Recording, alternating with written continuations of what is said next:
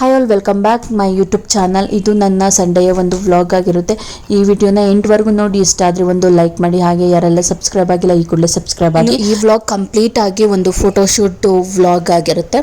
ಇನ್ನು ನಾನು ಯಾಕಪ್ಪ ಈ ರೀತಿ ಕಾರ್ನ ವೇಲಲ್ಲಿ ಗಂಟಾಕಿ ಎಳ್ಕೊಂಡು ಹೋಗ್ತಾ ಇದ್ದೀನಿ ಅಂತ ಹೇಳಿದ್ರೆ, ಈ ಕಾರ್ ಬಂದು ನನ್ನ ಅಕ್ಕನ ಮಗಂದು, ಅವನಿಗೋಸ್ಕರ ತಂದಿದ್ದು ಅವರಪ್ಪ.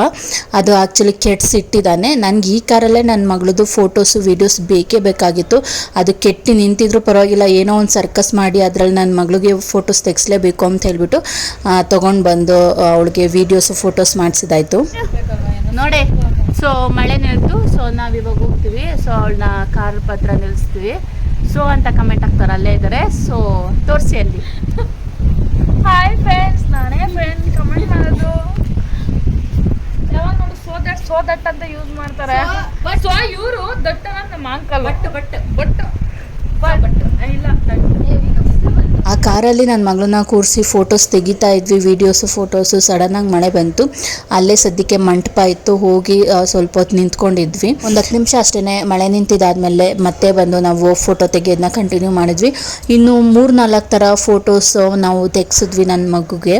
ಇನ್ನು ಅಲ್ಲೇ ನಾವು ಇರ್ತೀವಲ್ವ, ಸ್ವಲ್ಪ ಒಂದು 3-4 ಅವರ್ ಆದರೂ ಇರಲೇಬೇಕು ಅಂತ ಹೇಳ್ಬಿಟ್ಟು ಸ್ನ್ಯಾಕ್ಸ್ ಕೂಡ ತೊಗೊಂಡೋಗಿದ್ವಿ.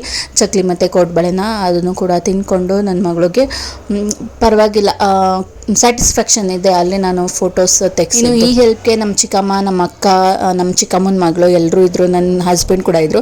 ಇನ್ನು ನನ್ನ ಚಿಕ್ಕಮ್ಮನ ಅಪರೂಪಕ್ಕೆ ಮೀಟ್ ಮಾಡಿದ್ದೀನಿ ಅಂತ ಅವ್ರ ಜೊತೆಗೆ ಒಂದು ರೀಲ್ಸ್ ಮಾಡಿದೆ. ನನ್ನ ಹಸ್ಬೆಂಡ್ ಜೊತೆನೂ ಒಂದು ರೀಲ್ಸ್ ಮಾಡಿದೆ. ಇನ್ನು ಇವತ್ತಿನ ಈ ವ್ಲಾಗ್ನ ಇಲ್ಲಿಗೆ ಎಂಡ್ ಮಾಡ್ತಾ ಇದ್ದೀನಿ. ಇಷ್ಟ ಲೈಕ್ ಮಾಡಿ, ಹಾಗೆ ಸಬ್ಸ್ಕ್ರೈಬ್ ಆಗೋದು ಮರಿಬೇಡಿ.